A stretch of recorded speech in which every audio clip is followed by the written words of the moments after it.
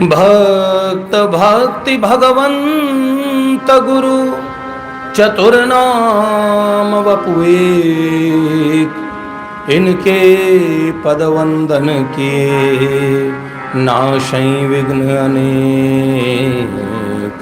नारायणं नमस्कृत्यं नरं चैव नरोत्तमं, देवीं सरस्वतीं व्यासं ततो जयमुदीरये।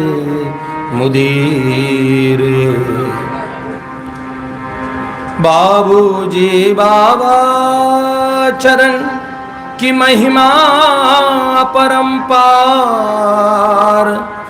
इनके सुमिरन ते मिले श्री राधानंद कुमार। बाबूजी रसराज हैं बाबा श्री जी जानो, शिवाटिका में प्रगट भयो नंदगाम बरसानो। शिवाटिका में प्रगट भयो नंदगाम बरसानो। श्री राधा कृष्ण विलास रास कलितां स्वानंद वृंदावनिं, वंदे श्री हनुमत प्रसाद हृदयो मीलन महा माधुरीं। श्री लाडले लाल की जय, परम पूज्य बाबूजी बाबा की जय, देवर्षि नारद जी महाराज की जय। जय जय श्री राधे, जय जय श्री राधे, जय जय श्री राधे श्याम।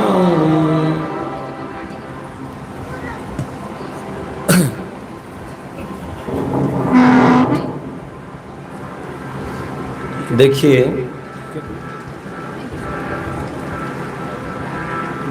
बाबा की ये जो तिरोधान तिथि आने वाली है, उससे पूर्व में ये 7 दिवसीय एक उत्सव। बाबा तो सदा ही निकुंजवासी थे, लेकिन वैष्णवी परंपरा में निकुंजोत्सव मनाया जाता है, निकुंज गमन का उत्सव। तो ये बात है कि इस उत्सव को बाबा तो महाभाव निमग्न, ऐसी महान अवस्था जिसकी कदाचित हम कल्पना भी न कर पाएं, ऐसे बाबा ब्रज रस होता क्या है, कदाचित उनकी एक कृपा कटाक्ष भी हम पे हो जाए तो फिर ब्रज रस क्या होता है वो हमें समझ आ जाएगा। तो ऐसे ब्रज रस चर्चा 7 दिवसीय, और ऐसा मुझे ये कहा गया, हम ये चर्चा नित्य में उधर नारदीय निकुंज में ब्रज भाव के ऊपर चर्चा करते हैं, तो बाबा के समक्ष ब्रज रसिकों की वार्ता। बाबा परम पूज्य बाबूजी, देखिए जब हम बाबा की बात करते हैं तो समझ लीजिए बाबा की जीवन आधार, प्राणाधार, बाबा की आराध्य भगवान, आप समझ लीजिए वो बाबूजी से इतर तो कहीं नहीं थे। बाबा की रसराज परम पूज्य बाबूजी सामने विराजित हैं। तो ब्रज भाव होता क्या है, हमने देखा कि असल में जो बहुत कड़े संप्रदायवादी हैं उन लोगों को भी हमने देखा कि ब्रज में कई बार महात्माओं के पास जब उनके दर्शन के लिए जाना होता है या कई संतों के ऐसे कार्यक्रम होते हैं जब उनमें जाने का अवसर प्राप्त होता है तो कई संत अपने व्यक्तिगत भजन स्थली भजन कुटिया में लेके गए। बड़े उच्च कोटि के आचार्य हैं, अपने अपने संप्रदाय की पीठों पे विराजित हैं, जो सिर्फ केवल अपनी गुरु परंपरा के अतिरिक्त अन्य महात्माओं को विराजित तक नहीं करते हैं। उनकी कुटिया में परम पूज्य बाबूजी परम पूज्य बाबा के स्वरूप देख के मैंने कई बार प्रश्न कर लिया। मैंने कहा कि आपकी परंपरा में परम पूज्य बाबूजी बाबा को देख के बड़ी प्रसन्नता हुई, तो हंसने लगे। उन्होंने कहा, चल रही सजनी व पिय के देश, तो वो जो प्रियतम का देश है ना भैया, वहाँ तिलक देख के संप्रदाय के हिसाब से कहीं भेदभाव नहीं किया जाता। वहाँ तो जिन महात्माओं की धमक है, जिनका सिक्का चलता है, उन महात्माओं का स्वरूप और चित्र नहीं पधराएंगे तो फिर बताओ। असल में हमारे गुरुजन और परम पूज्य बाबूजी परम पूज्य बाबा की वाणी दो अलग अलग वाणियां नहीं हैं। सर्व समन्वयात्मक वाणी को अगर दर्शन करना हो तो हमें अपने बाबूजी की वाणी को देखना चाहिए, अपने बाबा को देखना चाहिए। तो देखिए, इस वाटिका धाम में हम क्या कहें, ये तीर्थों का महातीर्थ है, और महातीर्थ नहीं, ठाकुर जी का निज घर है।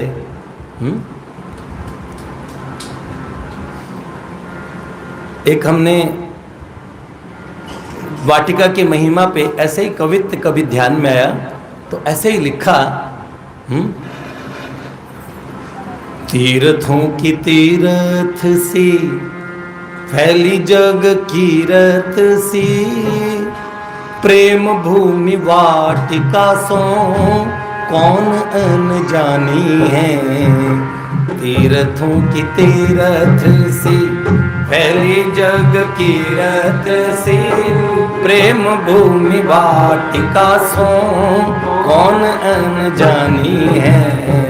प्रेम की धरा जहाँ पर प्रेम ही दिशा गगन, प्रेम ही है ठाकुर और प्रेम ठकुरानी है। प्रेम की धरा जहाँ पर प्रेम ही दिशा गगन, प्रेम ही है ठाकुर और प्रेम ठकुरानी है। प्रेम की ही साधना और प्रेम ही परम सिद्धि, उसी प्रेम धाम की ये प्रेम कहानी है। प्रेम की ही साधना और प्रेम ही परम सिद्धि, उसी प्रेम धाम की प्रेम कहानी है। रस राज जहाँ प्रेम मूरत श्री भाई जी है, महाभाव प्रेम को श्री बाबा राधा रानी है। रस राज जहाँ प्रेम मूरत श्री भाई जी है, महाभाव प्रेम को श्री बाबा राधा रानी है। महाभाव प्रेम को श्री बाबा राधा रानी है। महाभाव प्रेम को श्री बाबा राधा रानी है। देखिए, बात कहीं तो किसी से उनकी मंजिल का पता पाया नहीं जाता, जहां वो है फरिश्तों का वहां साया नहीं जाता। तो वास्तविक बात, अगर बाबा बाबूजी की स्थिति को कोई बता दे तो वो तो उनके जैसा कोई बन जाए कदाचित, तो वो बता देंगे कि वो ऐसे हैं। महादेव कहते हैं ना, हरि अवतार हे तुझे ही होई, इदम इत्थम कही जात न सोई। भगवान के विषय में इदम और इत्थम करके कोई नहीं कह सकता कि वो ऐसे ही हैं, और ऐसे ही बाबा बाबूजी के विषय में कोई नहीं कह सकता कि वो ऐसे ही हैं। अभी मैं सच बताता हूं, कुछ वर्ष पूर्व वृंदावन के एक महान रसिक संत हैं, वर्तमान में सुप्रसिद्ध आचार्य हैं, श्री राधा वल्लभीय परंपरा के एक महान संत पूज्य श्री प्रेमानंद बाबा। नाम इसलिए लेता हूं कि आप मानेंगे नहीं, जब उन्होंने परम पूज्य बाबा का चरित्र शुरू किया था, प्रारंभ किया था सुनाना, तो किसी ने मुझे कहा देखो भैया बाबा का चरित्र एक महात्मा सुना रहे हैं। तो फिर वो जब लेके आया तो मैंने कहा महाराज जी सुना रहे हैं। फिर मेरी किसी से बात हुई, मैंने कहा भैया अपने माँ बाप का और जो यशोगान हैं वो उनके संतान जैसा कोई नहीं कर सकता। तो बाबा बाबूजी की वार्ता कदाचित या तो भगवान ही कर सकते हैं या उनके पश्चात उनके कोई परिकर कर सकते हैं। तो ये पूरी वार्ता सुनने के बाद ये निश्चय कर पाएंगे कि पूज्य प्रेमानंद बाबा बाबा की उस उच्चतम अवस्था को कहेंगे कि नहीं कहेंगे। क्योंकि वास्तव में एक उन्होंने बड़ी हिम्मत की, एक संप्रदाय में दूसरे संप्रदाय के महापुरुषों की बात तक करना वर्जित होता है, वहां पे उन्होंने खुले मंच से बाबा बाबूजी का चरित्र कहना प्रारंभ किया। लेकिन मैंने सोचा जब ये मादनाख्य नामक महाभाव की चर्चा करेंगे तो ये क्या परम पूज्य बाबा की उस महाभाव निमग्न अवस्था का वर्णन करेंगे या घुमा के अपनी परिभाषाओं के हिसाब से उसे परिभाषित करेंगे। क्योंकि वास्तव में ये उनकी विवशता भी हो सकती है, उनके संप्रदाय के बाकी संत उनका विरोध भी कर सकते हैं और एक अंश में विरोध हुआ भी। लेकिन सभी विरोधों को एक तरफ करते हुए उन्होंने परम पूज्य बाबा का जो चरित्र कहा, मुझे लगा कि बाबा बाबूजी के परिकरों के अतिरिक्त अगर किसी ने कहने का जो सुंदरतम प्रयास किया है तो वो पूज्य प्रेमानंद बाबा ने किया। बाबा की उस अवस्था के विषय में उन्होंने बार बार कहा कि अनुमान तक नहीं लगा सकते। परम पूज्य प्रातः स्मरणीय भाई जी के विषय में कोई बात कहने के लिए हम अनुमान तक नहीं लगा सकते। कैसे कहेंगे? जानते हैं ना, वेद कठोपनिषद में एक मंत्र आता है, यमे वेश वणुते तेन लभ्यश तशेष आत्मा विवणुते तनुस्वाम। इस आत्म तत्व को, भगवत तत्व को वही जान सकता है, कह सकता है, प्राप्त कर सकता है जिसको ये तत्व चुन लेता है। यह गुण साधन से नहीं होई, तुम्हारी कृपा पावई कोई कोई। तुम्हारी कृपा तुमई रघुनंदन, जान भगत भगत और चंदन। सोई जान जय देहु जनाई, जान तुमहि तुमहि होई जाई। वास्तव में सोई जान जय देहु जनाई और जान ही तुमहि होई जाई। बाबा के विषय में इतनी बातें कही जा सकती है। वाटिका में तो हम नित्य रहते हैं, बाबा के कितने संस्मरण हम लोगों ने सुने होंगे, परम पूज्य बाबूजी बाबा के परिकरों से सुने होंगे। एकदम हमने प्रामाणिक लोगों से उनके विषय में सुना है, जिन्होंने उन्हें इन्हीं नेत्रों से अयम ही परमो लाभो उत्तम श्लोक दर्शन, जिन्होंने ऐसे महापुरुषों को इन्हीं नेत्रों से साक्षात दर्शन किया और संभाषण किया, उनके कृपा पूर्वक जो उन्होंने अपना वरद हस्त उनके मस्तक पे पधराया, उसकी अनुभूति, उसको अनुभूत किया। कई ऐसे परिकर हैं जो उनके गोद में खेले हैं। तभी यहाँ वाटिका वाले हैं ना, यहाँ पे लोग कहते हैं, किसी ने पूछा वहाँ पे दीक्षा कैसे होती है। देखो हमारे यहाँ तो वाटिका में तो हमने जहाँ तक उनके बाबा बाबू जी के लाडले परिकरों से सुना, तो यहाँ भाव दीक्षा दी गई, सीधे सीधे, मंत्र दीक्षा नहीं, भाव की दीक्षा। अमुक भाव है आपका। ऐसा स्थान वास्तव में मैं कहूं, जिन्होंने, जिनको मिलने के बाद आप समझ लीजिए साक्षात भगवत प्राप्ति हो ही गई। साधु कृष्ण प्रेम जी का एक अनुभव उनकी वाणी में हमने सुना। गीता भवन नंबर 3 में परम श्रद्धेय प्रातस्मरणीय स्वामी श्री राम सुखदास जी महाराज का प्रवचन चल रहा था गीता पे। तो उन्होंने ऐसे कह दिया स्वामी जी महाराज ने कि सबसे श्रेष्ठ जैसा ग्रंथ भगवत गीता है, वैसा ग्रंथ कदाचित कहीं अन्यत्र पाया नहीं जाता। तब साधु कृष्ण प्रेम जी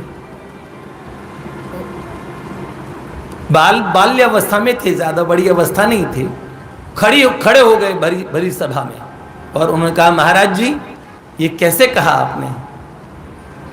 भगवत गीता से भी श्रेष्ठ यदि कोई ग्रंथ है तो वो ग्रंथ है श्री पद रत्नाकर, और पद रत्नाकर से श्रेष्ठ ग्रंथ कोई नहीं है। उन्होंने कहा, स्वामी जी महाराज चुपचाप उनका मुंह देखते रहे। स्वामी जी ने कहा, क्यों भैया तुम ये बात कहते हो तो क्या तुम्हें भगवान की प्राप्ति हो चुकी है? तो भरी सभा में उन्होंने क्या कहा, हाँ मुझे 3 वर्ष पूर्व ही भगवान मिल चुके हैं, मुझे भगवान की प्राप्ति हो चुकी है। तभी मैं कहता हूं पद रत्नाकर भगवत गीता से भी श्रेष्ठ ग्रंथ है। सत्संगियों ने कहा, बैठो बैठो, बच्चों को बिठा दिया। स्वामी जी महाराज पहचानते थे। तो सत्संग समाप्त होने पे स्वामी जी हाथ पकड़ के साधु कृष्ण प्रेम जी को डालमिया कोठी ले गए।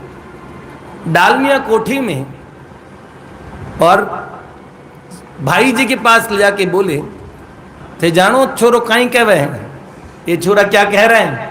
ये कहता है कि पद रत्नाकर भगवत गीता से भी श्रेष्ठ है, प्रवचन के बीच में बोलता है। और मैंने पूछा, क्यों जी? ये निर्णय लिया तो निर्णय तो उनके माने जाते हैं ना भैया, जिनको भगवान मिल चुके हों, जिन्हें अपरोक्ष अनुभूति हुई हो। तो उन्होंने कहा, मैंने पूछा तुम्हें भगवत प्राप्ति हो चुकी है क्या जो तुम कहते हो? तो कहता, मुझे तो 3 वर्ष पहले ही हो चुकी है। भरी सभा में प्रवचन की में बात काट के कहता है। तो उन्होंने कहा, भाई जी ने ऐसे देखा, क्यों? ऐसे प्रश्न की दृष्टि से बोले, पूछते क्या है बाबूजी, भगवान की प्राप्ति हुई कि नहीं हुई? उन्होंने कहा, देखो 3 वर्ष पूर्व ही मुझे आप मिल चुके हो। तो बोलो, मुझे माधव मिले कि नहीं मिले? मुझे रसराज श्री कृष्ण मिले, मेरे बाबूजी स्वयं श्री कृष्ण हैं और महाभाव स्वरूप। बोलो मेरे बाबा राधा रानी है कि नहीं है? जब मुझे राधा माधव युगल मिल चुके हैं तो मैंने निर्णय कर दिया कि पद रत्नाकर सबसे श्रेष्ठ ग्रंथ है, उससे श्रेष्ठ कोई अन्य ग्रंथ नहीं है। देखिए ऐसा उद्घोष करने वाले जिन लोगों जो हमारे यहाँ वाटिका में तो संबंधात्मक भक्ति है, यहाँ भक्ति शब्द भी बनता नहीं है। ये अभी हमने जो लिखा, प्रेम की ही साधना और प्रेम ही परम सिद्धि, उसी प्रेम धाम की यह प्रेम कहानी है। यहाँ तो प्रेम ही साधन है। यहाँ जो भी आए, एक बार भी कभी जो समीप आ जाता था, रोम रोम का प्यार अनोखा पाकृतार्थ हो जाता था। तो वास्तव में ये बात है, बाबा बाबूजी के विषय में कुछ कहना सूरज को दिए दिखाने से भी बढ़ के कोई बात होगी। इसीलिए इतना कह सकते हैं कि इन महापुरुषों के विषय में हम और तो कुछ भी जाने ना, केवल गाते हैं पावन नाम। क्या यहाँ हमारे यहाँ कहते हैं, जिन चरणों के नीचे पनपे हुए बड़े हम हुए खड़े, उन चरणों की ही छाया में रज राखी में रहें पड़े। जिन चरणों ने हम दीनों को राधा जू का दासत्व दिया, वे ही शतदल चरण हमारे हृदय पटल पर रहे जड़े, हृदय पटल पर रहे जड़े वे, हृदय पटल पर रहे जड़े। एक बार अभी किसी ने हम लोगों से प्रश्न पूछ लिया, आप मानेंगे नहीं, भगवान के असीम कृपा से नारदीय निकुंज के ये जो साधक आपको दिखते हैं, कैसे बाबा बाबूजी ने यहाँ से कोसों दूर ऐसे बालकों को, जैसे कमठ अंड न्याय होता है ना, कछुआ चिंतन से अपने अंडों को से देता है, ऐसे मुझे लगता है कदाचित बाबूजी ने, कदाचित बाबा ने इन बच्चों को अपने अंतस में कुछ स्थान अवश्य दिया होगा। तो मुझे लगा, जिन्होंने कभी इन नेत्रों से, दिल की आंखों से तेरे रूप की तिजारत की है, तुझको देखा भी नहीं फिर भी तुझसे मोहब्बत की है, जिन्होंने कभी बाबा बाबूजी को नहीं देखा, उन बालकों को इतना स्नेह, इतना प्रेम सब, और इस समय इतने लोग, मुझे लगता है अगर बाबूजी जिनको समक्ष प्रत्यक्ष मिले, उनकी क्या अवस्था रही होगी, वर्तमान में उनकी क्या अवस्था होगी। लेकिन मुझे लगता है हम लोग इतने सौभाग्यशाली हैं कि हमने उन लोगों को प्रत्यक्ष देखा है जिन्होंने उन्हें प्रत्यक्ष देखा है। और दूसरी बात, उनकी वाणी उनका दर्शन ही है, आज भी हम उनको श्रवण कर पाते हैं। वास्तव में इस समय हम लोग बात करते हैं, कुछ जूम क्लासेस पे हमारी बात होती है, तो लगभग 50 देशों में जो अपने से जुड़े हुए और ग्रुप बना बना के लोग, वहाँ पे पद रत्नाकर अवेलेबल नहीं है तो नेट से ढूंढी, वहाँ पे बाबा बाबूजी का उन्होंने पूजन किया।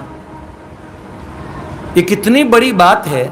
मैं ये सोच रहा था, देखो हजारों कोस दूर और ऐसे लोग, ये देखिए परिखर, मुझे लगता है पूर्व में जो बाबा बाबूजी के समीप रह के किसी कारणवश कभी उनसे दूर हो गए हों, फिर उनकी कृपा शक्ति ने उन्हें खींच लिया। और अब ये लगता है ये जो वाटिका है, ये महानतम भगवान का, इसका जो वैभव है वो ब्रज से कदाचित कम नहीं। तो जो ब्रज की वार्ता हम करने वाले हैं, परम पूज्य बाबा बाबूजी के समक्ष कर रहे हैं, ये बात नहीं है। वहां प्रिया प्रियतम ही बाबा बाबूजी के स्वरूप में है। ये बहुत बड़ी बात है। जब हमें ये रहस्य समझ में आ जाएगा, हमारे प्यारे बाबा को ये बात समझ में आ गई। देखिए ऐसा महाव्रत लेके वो चले।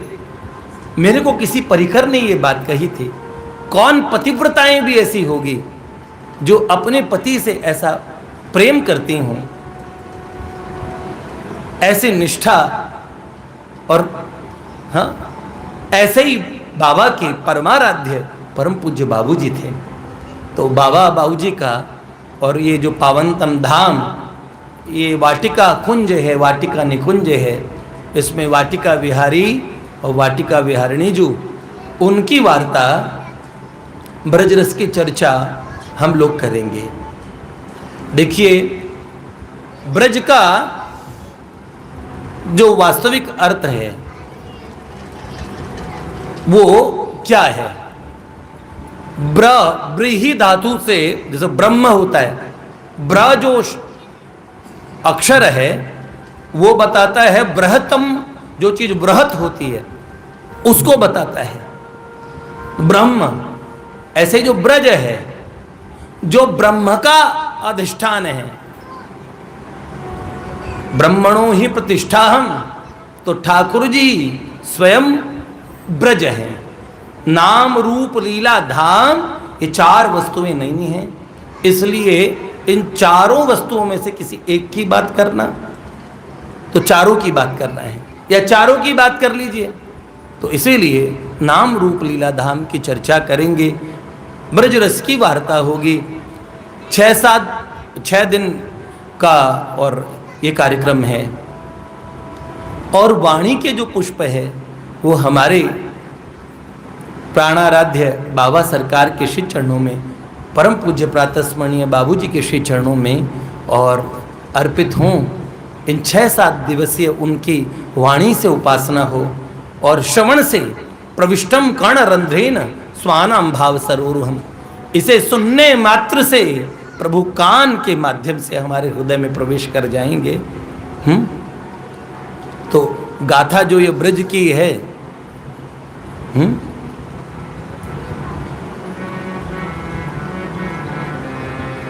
गाथा आज सुनाऊं ब्रज की ये भली, गाथा आज सुनाऊं ब्रज की ये भली। या में कुंवर कन्हैया वृषभानु लली, या में कुंवर कन्हैया वृषभानु लली। गाथा आज सुनाऊं ब्रज की ये भली, गाथा आज सुनाऊं ब्रज की ये भली। या में कुंवर कन्हैया वृषभानु लली, या में कुंवर कन्हैया वृषभानु लली। गाथा आज सुनाऊं ब्रज की ये भली, गाथा आज सुनाऊं ब्रज की ये भली। रस के हैं सिंधु, रस के हैं सिंधु, रस के हैं सिंधु प्यारे कुंवर कन्हैया। ऐसी ही रस भरी जशोमती मैया। बाबा रसगुल्ले या के दाऊ गुले गुल्ले, बाबा रसगुल्ले या के दाऊ गुले गुल्ले।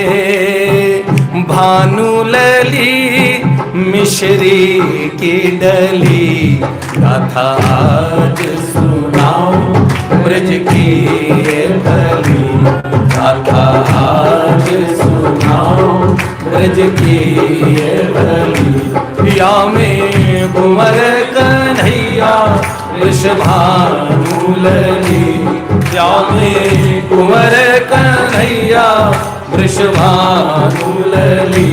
गाथा आज सुनाऊं ब्रज की ये भली, गाथा आज सुनाऊं ब्रज की ये भली। गाथा आज सुनाऊं ब्रज की ये भली, गाथा आज सुनाऊं ब्रज की ये भली। श्री ब्रज बिहारी लाल की जय। देखिए खास बात, सबसे विशेष बात वो ये, ब्रज के ठाकुर को कौन नहीं प्रेम करता पूरे विश्व में। देखिए विदेशों से लोग यहाँ आए, नादिर शाह आए, अहमद शाह अब्दाली आए, ईरान से, तुरान से, बगदाद से, और जिन्होंने पूरे विश्व में अरब सागर तक, अरब सागर से हिंद महासागर तक खून से लाल कर दिया। एक हाथ में खिताब थी, एक हाथ में तलवार, और ये कह दिया कि बस एतबार करो, जो किताब ने कहा वो मानो, इसके अलावा जो न माने सो काफिर। और कितने लोगों को आप समझ लीजिए धर्म के नाम पे मार दिया गया। तुले 72 मनु जनेऊ संख्या नहीं जानी। इस तरीके से जब ईसाइयत का आना हुआ तब कैसे धन इत्यादि के प्रलोभन से और धर्म बदले गए। लेकिन हमारे देश से कभी कोई ऐसा जो गया हो विदेश में जिन्होंने कभी किसी को कष्ट दिया हो, ऐसा नहीं। हमारे देश से गए महात्मा मन लागा मेरा यार फकीरी में, हाथ में तुंडी बगल में सोटा, चारों दिशा जगीरी में, प्रेम नगर में रहनी हमारी, भली बनी आई सबूरी में। ऐसे प्रेमी महात्मा गए और देखो उन्होंने सिर्फ कुछ चर्चाएं की प्रिया प्रियतम की। और आप देखिए ब्रज रस कितना कैसा रस है।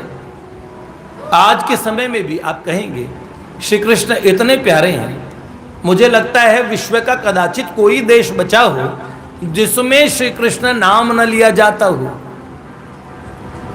अद्भुत बात है। ब्रिटेन में राधा लंदनेश्वर है, पेरिस में राधा पेरिसेश्वर है, वर्जीनिया में न्यू वृंदावन है। देखो इस लीला का जो सूत्र पात हुआ था वो वाटिका का ये पावन कक्ष ही था।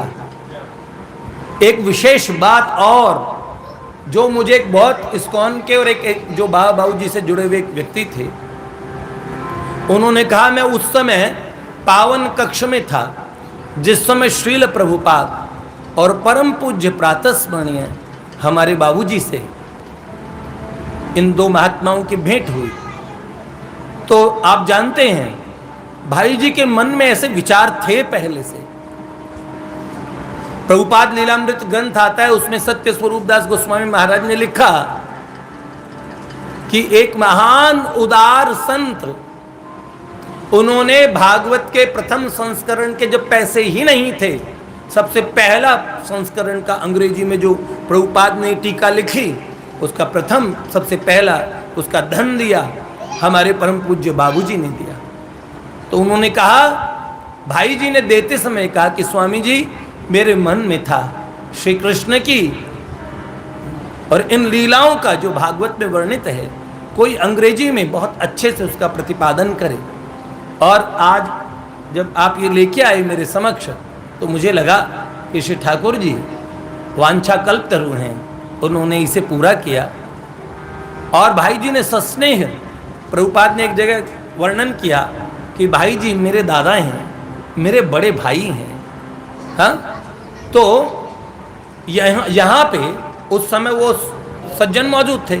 उन्होंने मुझसे पूछा, ये जय राधा माधव जय कुंज बिहारी जय गोपीजन वल्लभ गिरवरधारी, ये इस्कॉन में कहीं पे भी विश्व में अगर उनके जो सन्यासी महाराज हैं, गुरु महाराज हैं, तो जब वो कीर्तन कराते हैं तो क्या बोलते हैं, जय राधा माधव जय कुंज बिहारी। तो वो अपने उनका एक विदेशी तराना होता उससे वो गाते हैं। लेकिन ये पूरे विश्व में प्रवचन से पहले ये गाया जाता है। तो उन्होंने कहा, भैया जी ये किसने लिखा? मैंने कहा जी ये प्रभुपाद ने लिखा है। शोलापुर में हमारा कार्यक्रम था, एक इंजीनियरिंग कॉलेज। हम कथा के तरीके से तो कभी बोलते नहीं, लेकिन हमारे बोलने का तरीका भी दूसरा ही होता है। यंगस्टर्स में, युवानों में ज़्यादा बोलते हैं, स्कूल्स में बोलते हैं, कॉलेजेस में बोलते हैं, जेलों में भी जाते हैं। पर थोड़ा सा भिन्न पद्धति होने से सब लोगों के बीच में बाकी श्रवण करना ज़्यादा प्रिय लगता है। लेकिन वहाँ पे एकदम हम फ्री स्टाइल बोल रहे थे कॉलेज में, तो वो सज्जन बड़े प्रसन्न हो गए। उन्होंने कहा, आप लोग इस्कॉन से तो नहीं लगते, क्योंकि आपने इतने रसिकों के पद इत्यादि कहे, तो इस्कॉन में तो गौड़ीय परंपरा के पद कहे जाते हो, अन्य रसिकों के तो नहीं कहे जाते। फिर मैंने परम पूज्य बाबूजी, परम पूज्य बाबा का बताया कि एकमात्र इस जीवन में और श्री राधा कृपा कटाक्ष और श्री कृष्ण कृपा कटाक्ष ये जो हुआ है, ये केवल और केवल बाबा बाबूजी वो विभूतियां हैं जिनके कारण आज हम इस मार्ग पे, इस रसमय मार्ग पे हमारा मन ललचाया, जिन्होंने हमें खींच के बुलाया, हमें अपने प्रेम भरे आलिंगन में अपनी गोद में लिया, इतनी ममता बरसाई, इतना प्रेम बरसाया। तो ऐसे बाबा बाबूजी के विषय में सुना तो बड़े भावुक हो गए। तब उन्होंने पूछा, मुझे बताइए ये पद किसने लिखा? मैंने कहा प्रभुपाद ने लिखा है। इस्कॉन के लोगों में, अधिकांश लोगों में ये मान्यता है। उन्होंने कहा नहीं जी, 90 वर्ष से ऊपर की आयु के वो व्यक्ति, उन्होंने कहा पावन कक्ष में भाई जी ने उनको भविष्य की योजनाओं के विषय में बात करते हुए भाई जी ने कहा मैं आपको एक उपहार और देना चाहता हूँ। एक छोटी सी पर्ची पे ये लिख के दिया, जय राधा माधव जय कुंज बिहारी, जय गोपी जन वल्लभ जय गिरवरधारी। उसी समय लिख के दिया और ये कहा ये मेरी तरफ से आपको उपहार है। देखिए बाबूजी का आपने देखा होगा राधा माधव चिंतन, इस तरीके से राधा माधव इत्यादि शब्दों का प्रयोग बड़ा मिलता है। तो आप देखिए बाबूजी का ये जब जैसे ही लिख के दिया ये, तो प्रभुपाद ने इसे मस्तक पे लगा लिया। उन्होंने कहा मैं इसे विश्व प्रसिद्ध कर दूंगा। आप जानिए इस्कॉन को जब भी मैं देखता हूं ना तो मुझे लगता है, देखो हम बड़े गर्व से कहते हैं हमारे बाबूजी, देखो मुझे लगता है सनातन धर्म की कदाचित कोई भी भावधारा से जुड़ा हुआ संत जो वास्तविक आध्यात्मिक जगत में जिनको उपलब्धि प्राप्त हुई है वो बाबा बाबूजी से अछूते रहे हों, जो बाबूजी को न जानते हो। देखो बाबा तो उनका जो साम्राज्य था, उन्होंने बाबूजी के और आश्रय में, उनके प्रेम भरे सानिध्य में अपने आप को पूरी तरह समेट के रखा हुआ था। ऐसे महासिद्ध महारसिक बाबा, लेकिन बाबूजी सुप्रसिद्ध जगत विख्यात, आप जानते हैं। लेकिन बाबूजी का जो स्वरूप है वो बाबा ने और समझ लीजिए जगत के सामने प्रकट कर दिया। ये बात ठीक है, पर मुझे लगता है जिन्होंने आध्यात्मिक साधनाएं की और आध्यात्मिक उपलब्धि को पाया वो सभी भावधाराएं आज बाबूजी के और कृपा से अछूती नहीं हैं। मैंने Shivanand Swami ji divine life society वाले, उनके अनन्य परिकर थे स्वामी चिदानंद सरस्वती जी महाराज। स्वामी शिवानंद जी ने भी भाई जी के विषय में लिखा। स्वामी चिदानंद सरस्वती जी ने लिखा, कल्याण पढ़ पढ़ के मेरे हृदय में भक्ति जागी। मुझे इतने महात्मा मिले जिन्होंने ये बात कही कि, और कई संस्थाएं, नवद्वीप में एक स्थान पे हम रुके, वहां पे कीर्तन इत्यादि किया। मैं ये इसलिए कह रहा हूं ये ब्रज रस चर्चा से जुड़ी हुई बात ही है। फिर हम ब्रज की वार्ताएं कहेंगे, ब्रज रसिकों की वार्ताएं कहेंगे। और वर्तमान में भी जो, देखिए कुछ त्रुटि हो जाए तो आप पहले ही क्षमा कर दीजिएगा। मैं हृदय से एकदम जैसे उन्मुक्त होकर बोलना चाहता हूं इस स्थान की मर्यादाओं का और सर्वथा ध्यान रख के। पर मुझे ये बात कहनी है, जो वार्ताएं आगे होगी वो सब रसिकों के और रसिकों की जीवन मूल्य है, उनका परम धन है। उनको हम उद्घाटित करके ये वार्ताएं कहने वाले हैं। कदाचित ऐसी वार्ताएं भी होगी जो शायद आपने पूर्व में न सुनी हो। अब मैं ऐसे कैसे कह रहा हूं, आप आगे सुनेंगे तो आप बताइएगा। लेकिन मैं कहना चाहता हूं कि ऐसी कोई भावधारा जो बाबूजी और बाबा से अछूती हो मुझे नहीं लगती। तो चिदानंद सरस्वती जी के अतिरिक्त मुझे इतने संत मिले। हम वहाँ नवद्वीप में हमने देखा, हम लोग कीर्तन कर रहे थे, वहीं पे रुके और बड़ा अच्छा भजनाश्रम था। और वहाँ पे भजन करते हुए लोगों को भजन के बदले में, जो माताएं थी ना, फिर उनको रोज आप कीर्तन कीजिए, 4-4, 5-5, 6-6 घंटे कीर्तन करते हैं। उनके भोजन की व्यवस्था, उनको उनके लिए अन्न क्षेत्र चलाया हुआ है, उन्हें खर्चा हर रोज का। तो हमने देखा इतना अच्छा काम हो रहा है, इतने और वृद्धाश्रम के जो वृद्ध हैं उनको पूरा भजन में ही लगा दिया, ऐसा भजनाश्रम बना हुआ है। और कितने लोग वहाँ भोजन पाते हैं। फिर हम गए वहाँ पे, हमने इस संकीर्तन इत्यादि करवाया। एक दिन हम 2 दिन रहे। तो वहाँ पे हमने जब मैनेजर के उसमें ऑफिस में गए तो बड़े प्रसन्न हुए, आप लोगों ने बहुत अच्छा किया। और मुझे जब बात करते हुए मैंने कहा एक बात बताइए, ये जो संस्था है ये किसी कोई महापुरुष के द्वारा, और मुझे लगता है इसका और इसमें आधारशिला रखी गई है, तो कौन महापुरुष है? उन्होंने कहा जी देखिए हमें ज्ञात नहीं है, लेकिन हम पुरानी बही निकाल के कल जब आप जाएंगे तो हम रखेंगे। मैंने कहा जरूर बताइएगा कौन ऐसे महात्मा हैं और जो इस संस्था के मूल में है। और फिर उन्होंने पुराना रजिस्टर, अगले दिन जब हम जा रहे थे तो फिर उन्होंने रजिस्टर खोला और रजिस्टर खोलने में उसमें पुरानी बही निकाली, उसमें लिखा गया सबसे प्रथम में तो 2 नाम लिखे थे, पूज्यपाद प्रातस्मरणीय सेठ श्री जयदयाल गोयनका और पूज्यपाद प्रातस्मरणीय भाई जी श्री हनुमान प्रसाद पोद्दार जी। पुरानी मीटिंग्स में उनके सिग्नेचर वगैरह सब। ऐसी संस्थाएं, कितनी संस्थाएं, कितने महात्मा, असंख्य साधक, असंख्य पत्र, असंख्य साधकों को मार्गदर्शन। अकेले बाबूजी, और बाबूजी के निर्देश पे बाबा ने ऐसा भजन किया, भक्ति करे पाताल में प्रकट होए आकाश, त्रिभुवन में चर्चे मच गए। एक छोटी सी चर्चा मैं बीच में कहना चाहता हूं। एक महासिद्ध अवस्था के परम भक्ता, 1 वर्ष हमें उनका सानिध्य मिला।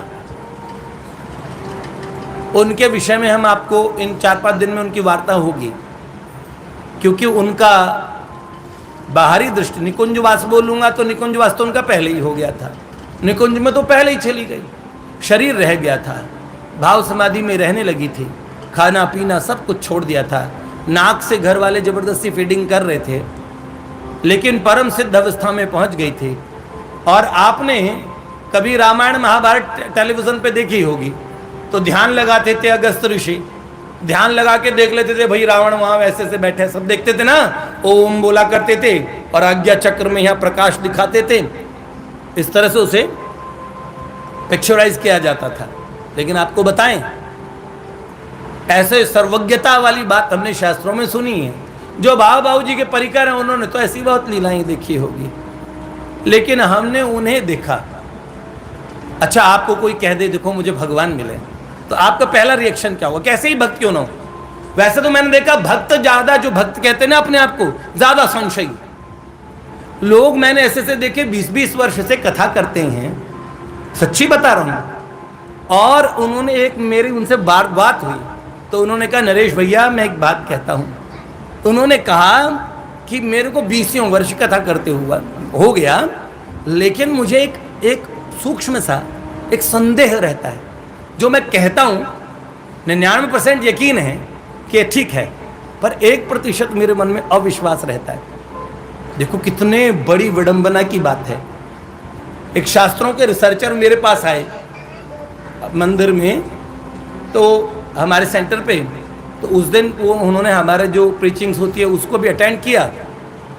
फिर उन्होंने भी कुछ कहा, फिर वो अपने रिसर्चेस के विषय में बता रहे थे, जो उन्होंने वो कठोपनिषद ऋग्वेद सब पे पता नहीं कितनी उन्हें ज्ञान था। खूब हमारी चर्चा हुई, मैंने उनसे आध्यात्मिक साधनाओं की चर्चा की। 6 या 7 दिन बाद उनका मेरे पास फोन आया। उन्होंने मुझे कहा भैया मेरा एक प्रश्न है, ये शास्त्रों में जितने देवी देवता बताए हैं XYZ, शंकर भगवान है वो, लेकिन उन्होंने देवी देवता शब्द कहा।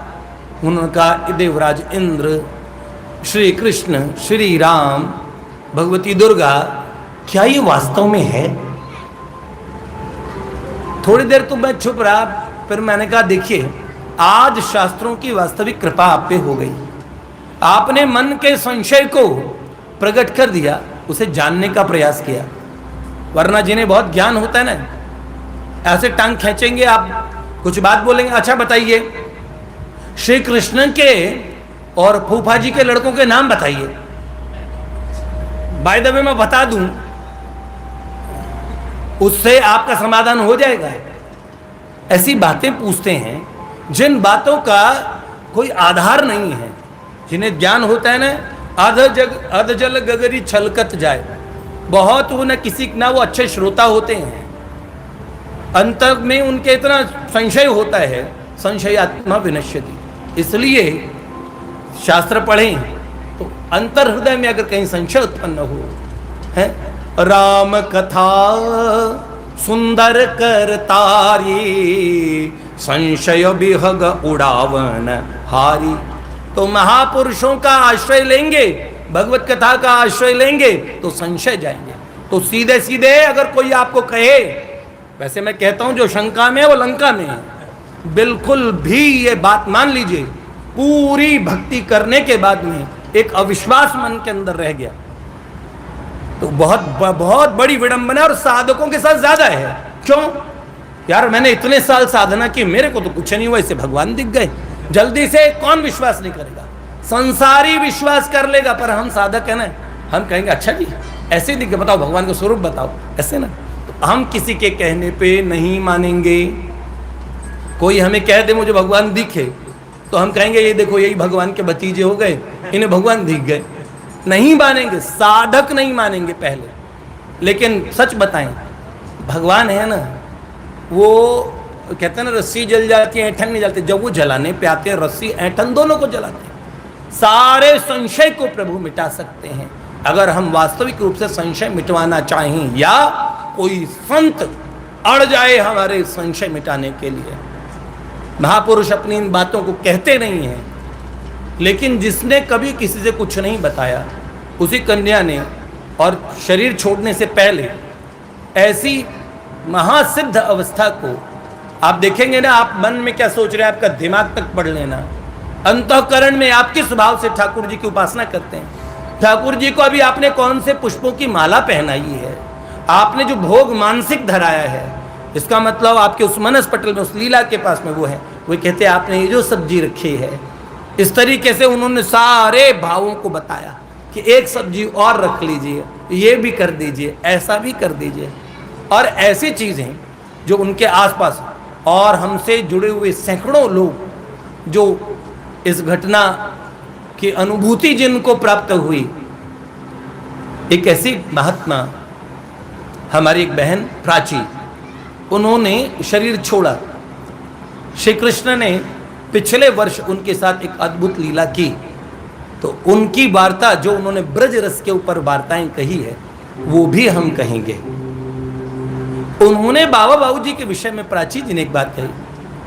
उनकी यद्यपि हमने एक फोटो रख ली, मैंने उनको कहा कि हम सब डिलीट कर देंगे, तुम्हारी रिकॉर्डिंग्स भी सब खत्म कर देंगे। उन्होंने एक बात कही थी, मरि बे डरो न विधि बस, पंचभूत करूं बास, पीबा पी मारग मुकुल, बीजन अगन आकाश।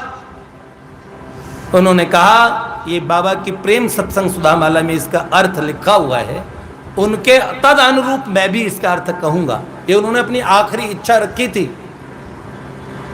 उन्होंने कहा कोई मेरा चित्र न रखा जाए। जैसे परम श्रद्धेय स्वामी जी महाराज की 2 चिताएं उस समय बनाई गई, एक में उनका व्यक्तिगत निज सामग्री थी, उनके डायरीज वगैरह सब।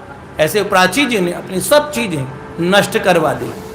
हमने रखी है, तब भी मैंने उनको कह दिया था जब तक मेरे अपने सारे देख लेंगे प्राची जी, मैं तब तक रखूंगा, लेकिन मैंने समाप्त कर दूंगा। लेकिन ऐसी सुंदरतम ब्रजरस की लीलाएं और लीलाएं अनुभूतियां, उन्होंने बाबा बाबू जी के विषय में एक बात कही थी। जब बार बार उनसे आग्रह किया गया, नहीं 1-2 चित्र, 1-2 ये रिकॉर्डिंग्स, आपका वीडियो का थोड़ा सा जो है वो रख लिया जाए, तो उन्होंने एक बात कही। उन्होंने कहा देखिए, अगर वीडियो से कुछ होना है तो उनका बाबा बाबूजी के वीडियो तो मिल ही जाते हैं। तो उन्होंने बोला फिर सब कुछ हो जाएगा। अगर उनके चित्रों से कुछ नहीं हुआ तो फिर एक शरीर का चित्र और ले लेंगे आप। और अगर वास्तव में अगर आपको चित्र मिल चुके हैं, अगर आप मानते हैं, उसको हृदय से जब अनुभूत करना चाहेंगे, उन चित्रों का रहस्य जानेंगे, तो आपको बाबा बाबूजी के चित्रों में समझ लीजिए कि प्रिया प्रियतम मिल गए, समस्त रसिक मिल गए, समस्त महात्मा मिल गए, समस्त सिद्धियां, प्रेम की महानतम सिद्धि मिल गई। उन्होंने बोला आप अगर चित्रों के ग्राहक हैं तो, और नहीं तो फिर एक रद्दी में आप एक चित्र खींचेंगे और फिर वो आपकी डायरीज का हिस्सा बन जाएगा। बहुत अच्छी उच्च कोटि की ऐसी अवस्था श्री कृष्ण पिछले वर्ष उनके लिए कैसे गए, उन्हें खैर उन्होंने प्राप्ति उन्हें पूर्व जन्म में ही हो चुकी थी, लेकिन इस जन्म में उन्होंने नाम साधना बड़ी की। College topper, school topper, PhD करने वाले स्टूडेंट, और 7.5 करोड़ हरे कृष्ण महामंत्र उन्होंने किए। और 14 मार्च 2020 को 7.5 करोड़ महामंत्र पूरे हुए। और 15 मार्च को एक बहुत सुंदर घटना घटी। तो उनके द्वारा कही गई ब्रजरस की वार्ताएं इतनी सुंदर है। जब वो 10-10, 15-15 दिन के लिए बेहोश हो जाती थी और जब होश में आती थी, और उन्होंने 15 दिन में जो गायन सीखा, आश्चर्य की 1-2 बातें नहीं है, 15 दिन में उन्होंने गायन सीखा। आपने सुना है अलाप लेते हैं और जो लोग कितने अभ्यास की आवश्यकता होती है। उनका गायन, उनकी रिकॉर्डिंग जब आप सुन लेंगे तो आपको पता लगेगा। 15 दिन पहले तक हमारे पास उनकी जो सारे रिकॉर्डिंग्स हैं उनमें उनको गाना नहीं आता था। बाद में तो उनको पहले संस्कृत नहीं आती थी, बाद में वेद मंत्र कठोपनिषद में लिखा है, श्वेताश्वर उपनिषद में ये लिखा है, शास्त्र का ये सिद्धांत अमुक महात्मा ने ऐसा कहा, उनकी विचारधारा ऐसी है, ये विशिष्टाद्वैत है, ये शुद्धाद्वैत है, ये द्वैताद्वैत है। बाबा का, बाबूजी का और रसाद्वैत सिद्धांत क्या है ये उन्होंने बताया। स्वामी जी महाराज का चुप साधन का भाव क्या है ये बताया। कितनी बातें उन्होंने बताई, महात्माओं की अप्रगट बातों को बताया। और कई रसिक संतों के साथ दिव्यानुभव उन्हें हुए। तो उनका गायन 15 दिन बाद में उन्होंने, जब उसमें 7 दिन वो हॉस्पिटल में बेहोश थे, 3 महीने हॉस्पिटलाइज रही, तब नाक से पाइप जिस दिन हटा, 15 दिन बाद जब उन्होंने स्वस्थ होकर आंखें खोली तो उन्होंने कहा, बाबूजी का जब ये पहले पद गाया था तो वो रोने लगी थी उस पद में, मेरी इस विनीत विनती को, उसमें देखे बिना तुम्हें पल भर भी मुझे नहीं पड़ता है चैन। तो उन्होंने कहा ये शब्द नहीं है, ये वास्तव में वो महान मंत्र है जो आपको लीलाओं में प्रवेश तक दिला सकते हैं। ये रसिकों की, महारसिकों की वाणी है, वेद रसिकन की वाणी। तो ऐसा उन्होंने कहा। और फिर वो गा नहीं पाई तो उन्होंने पूछा, भैया कैसा था? मेरे मुंह से निकल गया, बहुत अच्छा गाया, थोड़ा लय ऊपर उठाने में थोड़ा सा शायद तुम्हारा स्वास्थ्य ठीक नहीं, इसलिए उठा नहीं पाई। तो उन्होंने कहा, भैया अनुराग तो था पर राग नहीं थे। फिर उन्होंने कहा, अब की बार ऐसा करेंगे, राग सीखेंगे, आपको सुनाएंगे। मैंने कहा कोई बात नहीं बहना, अनुराग सबसे बड़ी वस्तु है, मिला ही न रघुपति बिनु अनुरागा। तो मुस्कुराने कुछ, अच्छा ठीक है भैया। 15 दिन बाद जब वो, उसका बीच में स्वास्थ्य बहुत खराब हुआ, भगवान से प्रार्थना भी की। 15 दिन बाद उन्होंने जो गाया है वो आप बहुत अच्छे अच्छे गायकों को भी आप वैसा गाते हुए नहीं सुन पाएंगे। मैंने पूछा ऐसा गायन कैसे किया? उनकी गाए हुए की लगभग 40-50 रिकॉर्डिंग्स है। तो मैंने कहा ऐसा गाना कैसे सीखा? तो उन्होंने कहा मुझे चित्रा जी ने सिखाया। किन्होंने? अष्ट सखियों में श्री चित्राजू ने, श्री चित्रा सखी ने उन्हें गायन सिखाया। बहुत अच्छे अच्छे सूत्र उन्होंने बताए। उन्होंने कहा, और उन्होंने ग्रंथ अपने जीवन में सिर्फ 2 ही पढ़े थे और कुछ नहीं, ज़्यादा सत्संग कहीं नहीं सुना।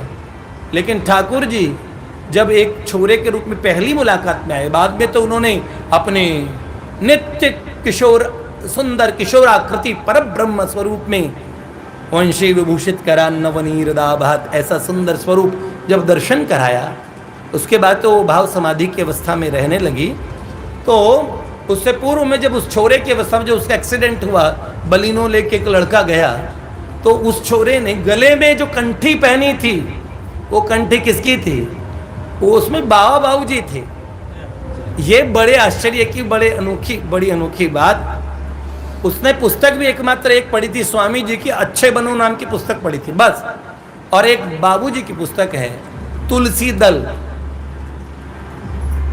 तो उन्होंने कहा देखिए बहुत समझदार लोग हैं, वो ज़्यादा से ज़्यादा पढ़ सकते हैं, हमें थोड़ा ही समझ में आता था तो हमने थोड़ा सा यही पढ़ लिया था। तो बहुत अच्छी बात है, ब्रज रसिकों की वाणियाँ हम सुने, ब्रज रस चर्चा करें, ब्रज वार्ता करें, इतने दिन बाबा के समक्ष ये ब्रजोत्सव हो। और देखिए एक छोटी सी बात मैं आपको कहता हूँ, ठाकुर जी की ये रसमय लीलाएं सबको अच्छी लगती है, विषयी साधक सिद्ध, हाँ सबको प्यारी लगती है भगवान की कथाएं। विषयी लोग तो इसलिए कि उनको मनोरंजन हो जाता है थोड़ी सी देर के लिए, साधकों के लिए उनका आराध्य, उनके प्रियतम प्राण धन प्रियतम उनका पथ का पाथेय है, और रसिकों का तो परम धन है ही।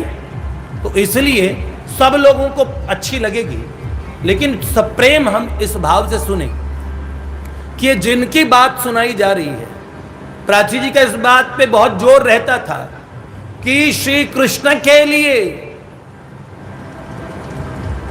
श्री कृष्ण का होकर श्री कृष्ण के लिए, श्री कृष्ण का भजन करने से श्री कृष्ण मिल जाते हैं। तो श्री कृष्ण का होकर, तो भगवान का होकर, देखिए emotions are by products of relation, संबंध से भाव पैदा होते हैं। सबसे पहले हम होय राम को नाम जपू, तुलसी तज कुसुमाज, बिगड़ी जन्म अनेक की सुधरे अब ही आज। तो सबसे बड़ी बात है भगवान का होना, बड़ी खास बात है। उन्होंने कहा श्री कृष्ण का होके, दुनिया का होके हम भगवान का भजन कर रहे हैं, बड़ी समस्या की बात है भैया जी। तो ये बात है, हम क्या प्रयास करें? तो भगवत वाणी, भगवान की वार्ता भगवान का बन के सुने, फिर आपको रस आएगा उनका बन के, अपने प्रियतम के। अपनी आत्मा से भी ज्यादा अपने हैं प्रभु, अपनी आत्मा से भी ज्यादा अपने हैं प्रभु। जानते हैं अयम आत्मा गुणाकेश उन्होंने जरूर कहा, पर आत्मा की आत्मा प्रभु है। हा? तो कितनी बड़ी बात है। उन्होंने जो बात कही उस बात को ध्यान रख के हम लोग इतने दिन सुनेंगे, अपने प्रियतम की लीलाएं सुन रहे हैं। देखिए काशी के एक बाजार में कबीर जी जा रहे थे, और 2-3-4 माताएं पनघट से पानी भर के ला रही हैं, और उस गली सकड़ी थी बनारस की, कबीर बाबा निकल नहीं पा रहे थे। तो सदुक्कड़ी भाषा थी, फक्कड़ थे कबीर, और साधुशाही में रहते थे। उसी समय बाबा कबीर को रास्ता नहीं मिलता था, तो चुपचाप उन्हें बिना डिस्टर्ब किए पीछे पीछे चल रहे हैं। आधे घंटे हो गए, रास्ता नहीं मिलता है, उस सकड़ी गली में वो जगह भी नहीं दे रही, पर वो बात क्या कर रही है, बाबा का ध्यान उनकी बातों पे जाता है। तो एक किसी की धर्मपत्नी अपने प्रियतम के, अपने पतिदेव के पीहर आई थी, तो कह रहे पतिदेव के गुणगान कर रही थी कि मेरे पति ने वहां से मेरे लिए नथनी भिजवाई है। तो पति नथनी, पति नथनी, पति नथनी, ससुराल पति नथनी, आधा घंटा तक इतना लीन होकर वो चर्चा कर रहे थे, और आधे घंटे तक जैसे ब्रह्म चर्चा चल रही हो, ब्रह्म सूत्र का अन्वेषण और अनुसंधान किया जा रहा हो, इस तरीके से वो बातें कर रहे थे डूब के। सारी माताएं भी वही प्रश्न, वही उत्तर, वही प्रश्न। फिर कबीर जी ने आवाज लगाई, श्री सीताराम, और ये पीछे महात्मा है, बेचारे परेशान और जगह दे दी माताओं ने। तो कबीर जी एक बात कह के गए, वो हम सब पे जचेगी। उन्होंने क्या कहा? कबीर जी ने कहा, नथनी दीनी यारनी तो चिंतन बारंबार, अरे नाक दीन करतार ने उनको दिया बिसार कबीरे, उनको दिया बिसार। यार ने नथनी दी तो चिंतन बारंबार, और नाक दीन करतार ने। ठाकुर जी ने नाक न दी होती तो नकटी होती, बताओ नथनी कहां लगाती। नथनी दीनी यार ने तो चिंतन बारंबार, नाक दीन ही करतार ने तो उनको दिया बिसार कबीरे, तो उनको बिसार दिया। तो ऐसी बातें हैं जिन प्रभु ने और हमें सब कुछ दिया। दिन रजनी तरुलता फूल फल, और सूर्य सोम झिलमिल तारे, ये सारे जिन्होंने दिए ऐसे प्रियतम प्रभु को। और हमें आभार, आभार तो क्या करेंगे, अपने प्रियतम को क्या आभार करोगे, उन्हें थोड़ा प्यार, यही वास्तविक बात है। क्यों? वास्तव में हम हर जगह, भगवान शंकर कहते हैं ना, माया लवण पाथो दीपाय पानरता महिमाम। हाँ, वास्तव में ये बात है, हम लगे हैं और हर जगह हमें सुख दिख रहा है। परम सुख के सागर प्रभु प्यारे श्याम सुंदर, हाँ, श्री ब्रजेंद्र नंदन में जब हमें वास्तव में लगेगा न ते विदु स्वार्थ गतिम ही विष्णु, हमारी वास्तविक स्वार्थ की गति ठाकुर जी है। तो इस तरीके से हम जब जान जाएंगे, इस ब्रज रस चर्चा में हम ठाकुर जी के रस के विषय में बात करेंगे, तो ब्रज रसिकों की और ब्रजांगनाओं की, ब्रज वनिताओं की, रसिकों के द्वारा दृष्ट लीलाओं की बात भी करेंगे। आज तो मेरे को स्टार्टर के लिए कहा गया कि थोड़ा सा प्रारंभ में कह दीजिए, तो हमने प्रारंभ में कितने बजे तक, अभी आरती कितने बजे होने वाली भैया? हाँ, 8:30 बजे। उससे पूर्व में क्या है, कितने बजे तक का रखा गया है ये? वास्तव में इसकी प्रारंभ कहाँ से होता है, जिस ब्रज भाव की हम वार्ता कर रहे हैं। चलिए, बहुत हम बाबूजी के, देखिए, ना वक्ता बन के रहेंगे, ना श्रोता बन के रहेंगे, बाबा बाबूजी के बालक बन के, उनके बच्चे बन के सुनेंगे। देखिए, हम वैसे नहीं हैं। बिंदु जी की एक पंक्ति है ना, नफरत है जिनसे उन्हें सदा, उन्हीं अवगुणों से मैं हूँ बंधा, उन्हीं अवगुणों से मैं हूँ बंधा। वास्तव में ये बात है, हमारा ऐसा कोई भी कार्य हो जो हमें अपने परम लक्ष्य की तरफ ले जाता हो, तो सर्वाधिक प्रसन्न कौन होते हैं? हमारे बाबूजी, हमारे बाबा। तो इसलिए श्रोता वक्ता ना बन के, बाबा बाबूजी के बालक बन के, भगवान कहते हैं मच्चित्ता मदगत प्राण बोधयंत परस्परम, ओहो कथ्यंतश्च माम नित्यम तुष्यंति च रमन्ति च। तो उनकी बात कहते हैं और प्रसन्न हो जाते हैं। तो पहले हम क्या बनेंगे? बालक बन के सुनेंगे। हमें बहुत ज्ञान है और बोलेंगे हम, खूब अच्छी अच्छी बातें और बड़ी सुंदर सुंदर बातें कह देंगे, ऐसा नहीं। इन वार्ताओं को कहने और सुनने का एकमात्र हमारा आशय, हमारा अभिप्राय, हमारा भाव ये होना चाहिए कि जिसके विषय में नर गावत है जिनके गुण को, ढरी हैं ढरी हैं ढरी हैं ढरी हैं जू, आदि हु मध्य हु अंत सदा, हरि हैं हरि हैं हरि हैं हरि हैं जू, सुंदर दास सहाय सही, करी हैं करी हैं करी हैं करी हैं जो। ओहो, भाजन आप गढ़े जितने, भरी हैं भरी हैं भरी हैं भरी हैं जो। तो जरूर जिनके गुणों को हम गा रहे हैं वो डर जाएंगे, प्रसन्न हो जाएंगे। देखिए, आप लोगों ने कैसे कैसे लोगों पे डरे हैं, तो हम लोगों पे नहीं डरेंगे। तो कैसे कैसे कहने का अभिप्राय क्या? ये अपने आप को अब एक, जब सब देखो, तुलसी बाबा भी कैसे को देखो, कहते हैं, एक शायर ने कहा कि गुनहगारों पे तेरी ये रहमत देख के, गुनहगारों पे तेरी ये रहमत देख के, बेगुनाह भी चिल्ला उठे हम भी गुनाहगार हैं। बाबा तुलसी कहते हैं, खगगनि कागज व्याध पाती जय हैं, तह हो हूं बैठा रो, काहे बिसारो काहे बिसारो। बिसार्यो, काहे ते हरि मोहे बिसार्यो। खग गनिका गज व्याध पाति जह, क्यों बाबा सूर ने कहा मौसम कौन कुटिल खलका में। वो तो परम रसिक परम प्रेमी थे, लेकिन अधमों को नाथ उधार न तुम्हें याद हो कि न याद हो। हाँ, वास्तव में ये बात है। तो ऐसे प्रभु जो कल्पना नहीं कर सकते, ऐसे कल्पना अतीत करुणा जैसे जिन प्रभु में है, उनकी बात है। आपने नाम सुना होगा घनानंद जी का। ठाकुर जी के घनानंद जी, और कई लोग कहते हैं, मुझे किसी ने कहा उस समय और भक्ति काल के बाद में, और उसको ऋतुकाल के कवि लोग कहते हैं, तो उसमें घनानंद जी हुए हैं जी। वास्तविक बात यह है कि वो संसारिक लौकिक प्रेमी थे। और किससे प्रेम करते थे?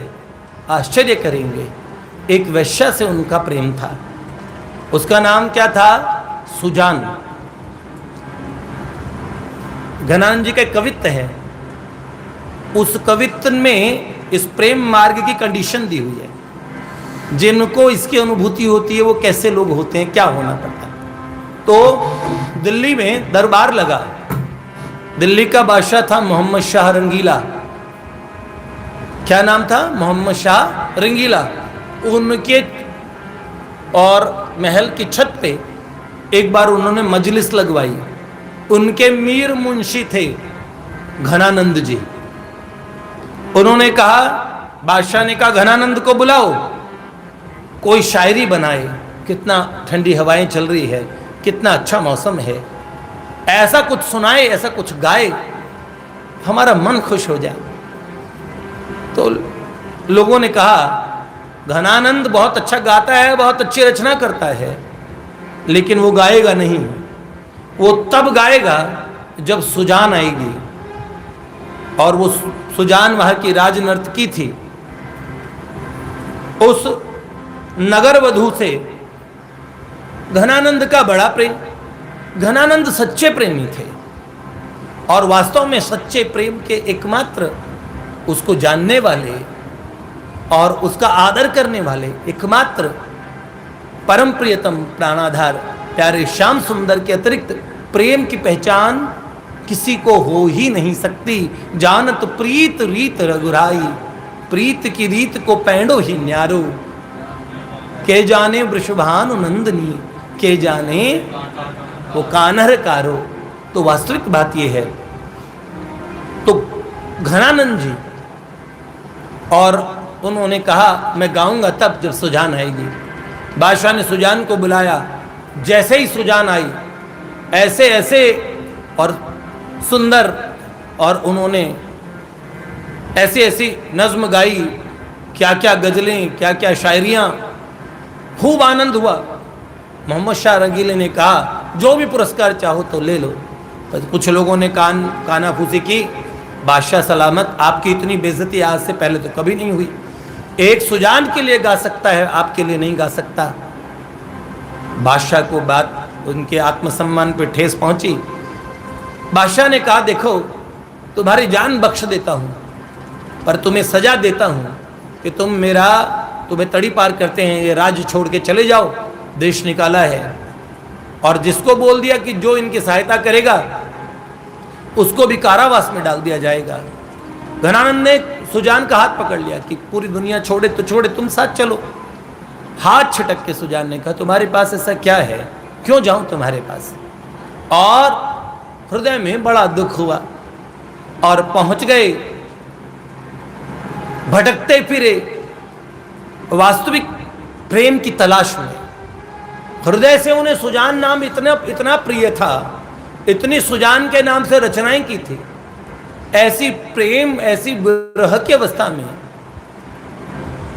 विरह वारिश नाम के उनका ग्रंथ भी है। आंखों से आंसू बहने लगे, ऐसी ऐसी रचनाएं हैं उनकी। तो घनानंद जी ने जब वो जाने लगे, निम्बार्क संप्रदाय के एक रसिक, भरतपुर के पास जो क्षेत्र है, ब्रज के पास, वहां घनानंद जी उन्हें दिखे तो उन ब्रज रसिक ने देखा ये तो कोई वास्तविक सच्चा प्रेमी है, पर प्रेम गलत दिशा में लग गया है। कदाचित प्यारे संतों का काम क्या है? भटके हुए को उनके वास्तविक प्रियतम से मिलाना। तो उन सच्चे संत ने उनके हृदय के उस मर्म को समझा और उन्हें जोड़ दिया प्यारे श्यामा श्याम से। अब घनानंद एक लौकिक प्रेमी से हटके एक ऐसे अलौकिक मार्ग के प्रेम पथिक हो चुके थे, और उसमें भी उनकी रचनाओं में एक बात का सामंजस्य पहले जैसा ही था। प्रेम वही था, पर प्रेम का आधार, प्रेम की विषय वस्तु अब प्यारे श्याम सुंदर हो चुके थे, और पर उन्होंने नाम नहीं बदला। उन्होंने श्याम सुंदर का नाम बदल के क्या रख दिया? सुजान। तो घनानंद की सारी रचनाओं में जो सुजान नाम मिलता है वो प्यारे ठाकुर जी के लिए मिलता है। बाद में इतनी ऊंची अवस्था हुई उनके, मनोरथ मंजरी ग्रंथ में उन्होंने खुद बताया है, वृषभानुपुर शोभा ग्रंथ में भी उन्होंने खुद लिखा, राधा नाम बहुगुणी राख्यो। राधा ने उनका, राधा रानी ने नाम रखा उनका बहुगुणी नाम की गोपी। नित्य लीला में प्रवेश हो गया। जीते जी इसी जीवन काल में उन्हें प्रभु मिले, और भगवान परीक्षा कैसे लेने आए ये भी बात बताऊंगा, और उनका संसार से जाना कैसे हुआ ये भी बताऊंगा। पहले उनके पद की एक पंक्ति सुन लीजिए, चारों सुन लीजिए, पूरा कवित्व सुन लीजिए।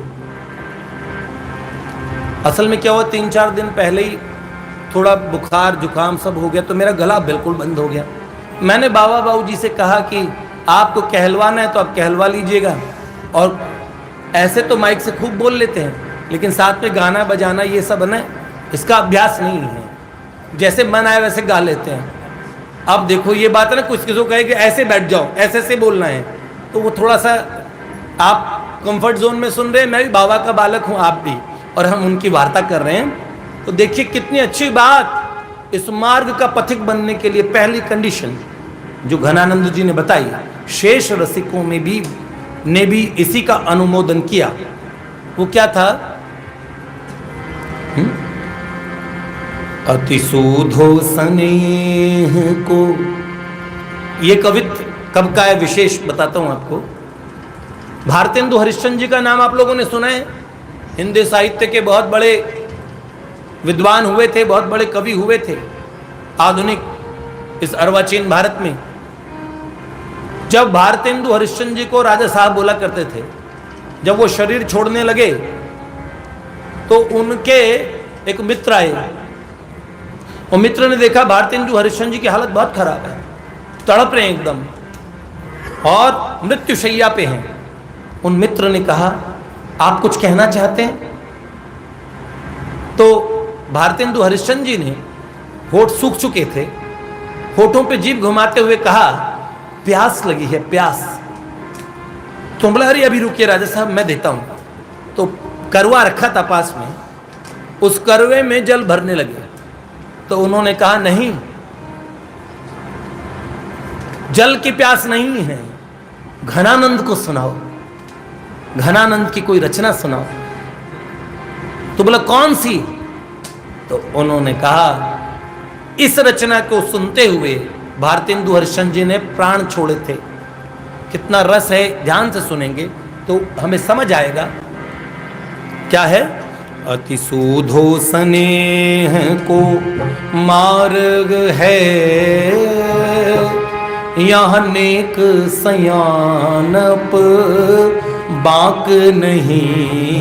अति सूधो स्नेह को मार्ग है, यहाँ नेक सयानप बाक नहीं। यहाँ साँच चले तज आपन पाँव, झिझके कपटी जे निसाक नहीं। यहाँ साँच चले तज आपन पाँव, झिझके कपटी जे निसाक नहीं। घन आनंद प्यारे सुजान सुनो, यहाँ एक ते दूसरो आंक नहीं। घन आनंद प्यारे सुजान सुनो, यहाँ एक ते दूसरो आंक नहीं। तुम कौन सी पार्टी पढ़े हो लला, मन ले हूँ पे दे हूँ छटाक नहीं। तुम कौन सी पार्टी पढ़े हो लला, मन ले हूँ पे दे हूँ छटाक नहीं। अति सूधो स्नेह को मार्ग है, यहाँ नेक सयानप बाक नहीं। वो कंडीशन क्या थी? वो ये है, अति सूधो स्नेह को मार्ग है, ये मार्ग बड़ा सीधा है।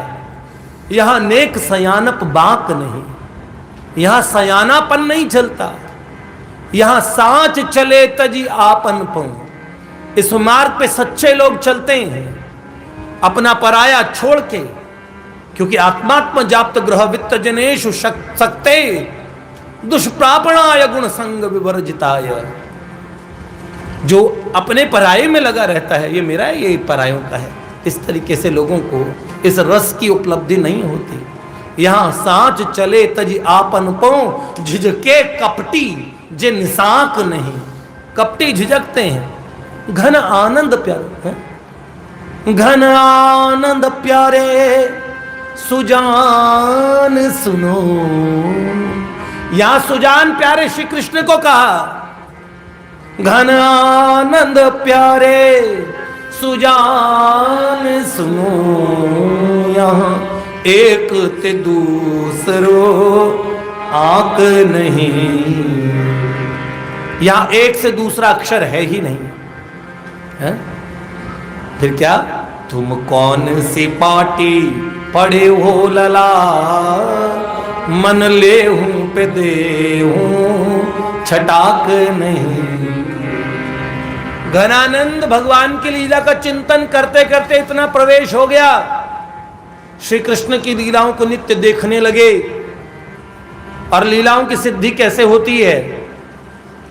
कहीं सुनी बात नहीं कह रहा, कागज में लिखी हुई नहीं कह रहा, जो कह रहा हूं 100% ठोस रूप में परम पूज्य बाबा बाबूजी के समक्ष, उनके सानिध्य में, उनके श्री चरणों में बैठ के कहता हूं कि लीला चिंतन की सिद्धि मानसिक कल्पना नहीं है, वास्तव में एक ऐसी अवस्था है, मन में स्नान करेंगे ना, वो भीतर का भाव राज्य, जिसको ज्ञानोत्तर भाव राज्य कहते हैं, जिसके विषय में ये कहा जाता है आत्मा वारे द्रष्टव्य श्रोतव्य मंतव्य निदासितव्य आत्मनो वारे दर्शनेन श्रवणेन मत्या विज्ञानेनेदम सर्वम विदितम।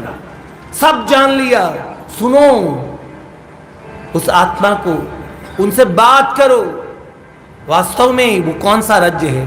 भीतर में प्रवेश होके जब लीला चिंतन की सिद्धि हो जाती है तो आप वहां जो खाएंगे, ऐसा हो सकता है कि आपके इस, क्योंकि देखिए कारण शरीर से भी परे जो सत्ता है, उस सत्ता में ये लीला राज्य होता है।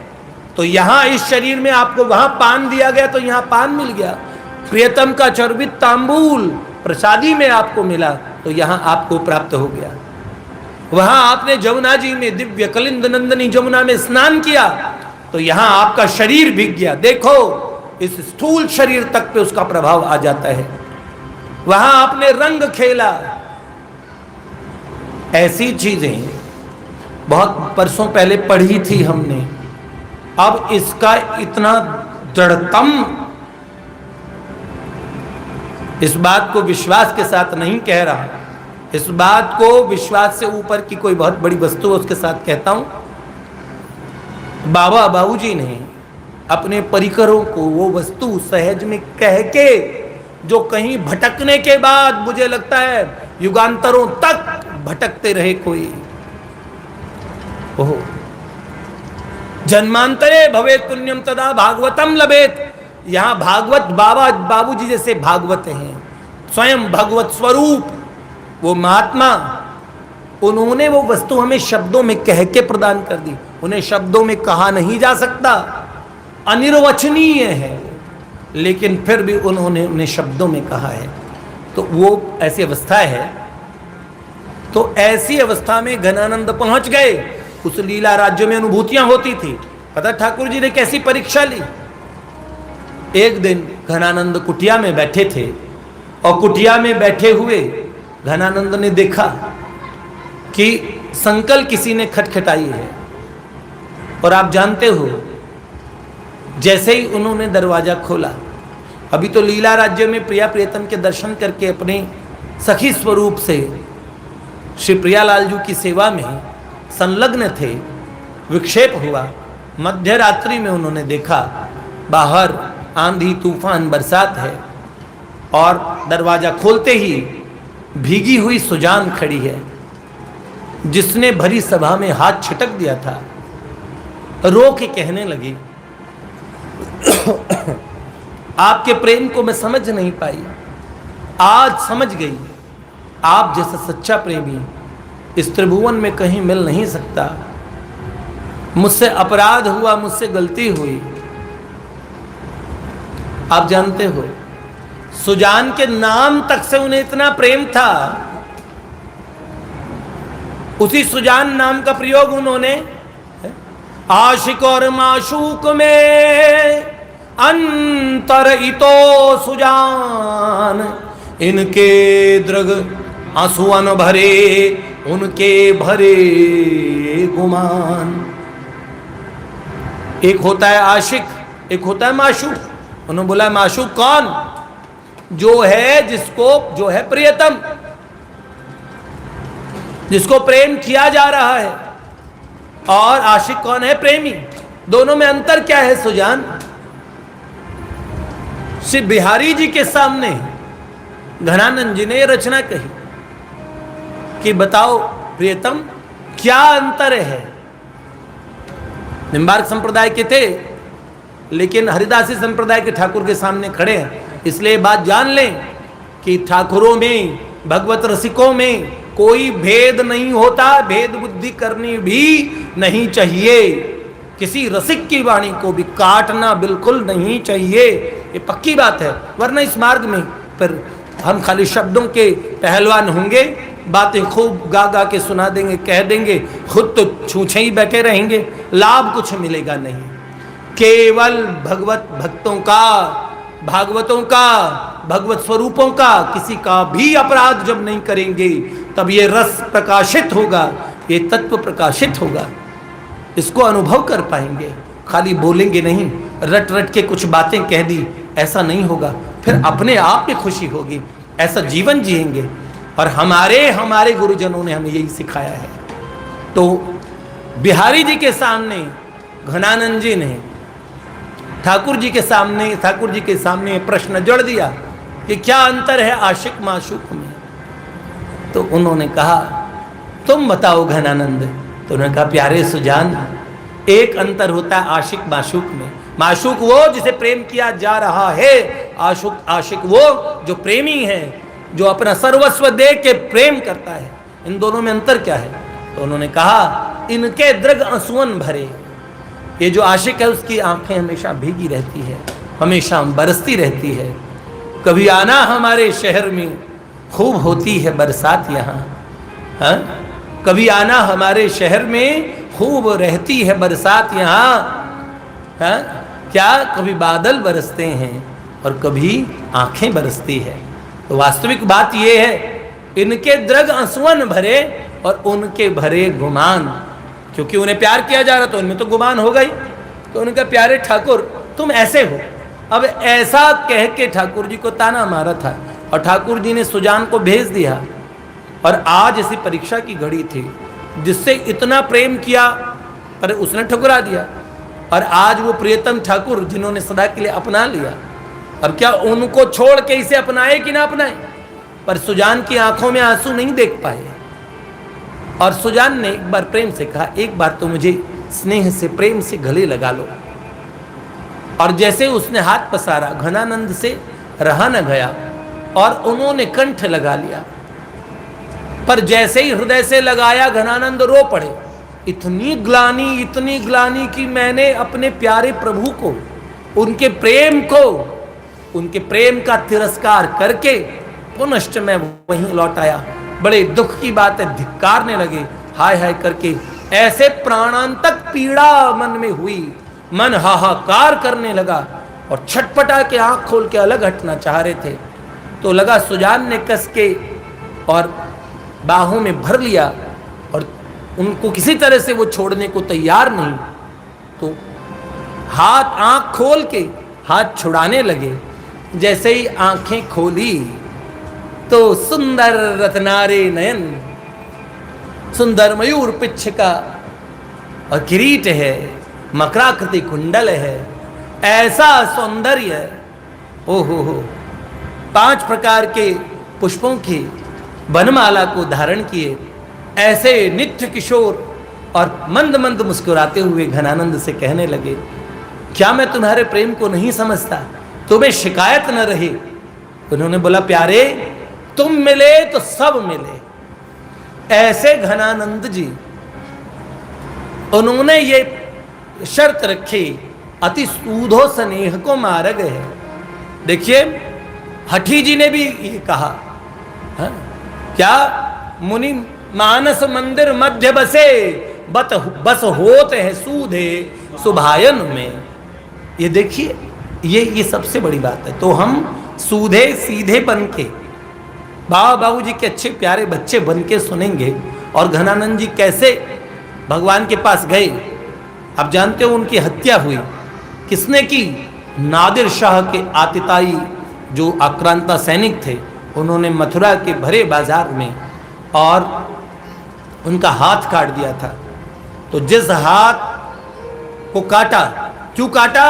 उन्होंने कहा जर जर जर, लुटेरे थे, ईरानी लुटेरों ने कहा, उन्हें और कोई भाषा नहीं आती थी भारत की। ब्रजरज में खड़े घनानंद फक्कड़ थे, बार बार उनसे कहने लगे जर दो, जर मतलब गहना आभूषण पैसा, जर दो, जर जर जर। तो उन्होंने कुछ नहीं, मस्ती में उठा के ब्रजरज फेंकी और फेंका रज रज रज। जैसे ही बोला, उन आतताइयों ने जिस हाथ से फेंका था वो हाथ काट दिया। हाथ कटा, इतना खून निकला। घनानंद उनके प्रहार से आहत थे और जब जमीन पे गिरे तो अपने इस दाएं हाथ की उंगली से अपने खून में भिगो के उन्होंने जमीन पे कवित्व लिखा था, कल सुनाऊंगा। आज का समय मेरा पूरा हो गया, लेकिन ब्रजरस की वार्ता होगी तो इन प्रेमियों की वाणी बीच बीच में सुनेंगे। हम उन सब रसिकों की वार्ता करेंगे, बाबा बुल्ले शाह तक की बात करेंगे, सबकी वार्ता करेंगे। नफीस खलीली, अहमद करीम, अरे जिनके लिए भारतेंदु हरिश्चंद्र ने कहा, इन तुरक रसिकन पे कोटि हिंदू बारी बहु। बाबूजी ने जिनको अपने पद संग्रह वाली जो पुस्तक है उनमें कितने मुस्लिम रसिकों को लिया है, तो उनकी वाणियां जो कहीं पर संग्रहित नहीं हुई उनकी भी थोड़ी थोड़ी चर्चा करते चलेंगे। वार्ता तो बहुत है, साथ में प्राची जी के चरित्र की बात भी करेंगे। कैसे ठाकुर जी बलिनो लेके पिछले साल गए, उनका एक्सीडेंट हुआ, उनके 3 एक्सरेज हैं जो दुनिया के सारे आधुनिक विज्ञान को मुंह चिढ़ा रहे हैं। 24 घंटे पहले का एक्सरे, 5-6 हड्डियां टूटी हुई और टखने का जॉइंट हटा हुआ, डॉक्टर ने सर्जरी बताई है और वही डॉक्टर मानता नहीं है कि कोई ऐसी थेरेपी होती है। 24 घंटे में क्या कोई थेरेपी से हड्डी जोड़ सकता है क्या? पर वो छोरा कौन था? पहले तक तो उनके घर के कोई लोग नहीं समझे, बाद में क्या क्या हुआ, कैसे कैसे हुआ, उस लड़के से उनका परिचय कैसे हुआ, कैसे नित्य किशोर नित्य प्यारे श्याम सुंदर कि उन सुंदर रसमयी ब्रज लीलाओं में उन्होंने प्रवेश किया और ब्रज लीलाओं की एक नई परिभाषा नए शब्दों में की कि क्या होता है लीला चिंतन, क्या होता है वास्तव में नित्य धाम गोलोक को इस ब्रजपुर में अंतर क्या है, क्या दोनों में समानताएं हैं, क्या चीजें हैं, लीला चिंतन होता क्या है। और प्राची जी का इस बात पे बड़ा जोर था, एक नाम पे एक चिंतन पे। तो उन्होंने कहा चिंतन किए बिना नाम एक दिन आपको नीरस लगने लगता है, इसलिए उनका वैसे नाम में उनका नाम से ही सब कुछ हो जाएगा, ये बात उन्होंने पक्की कही, लेकिन नाम के रस को जानना चाहते हो तो स्वरूप के चिंतन को प्रारंभ करना चाहिए।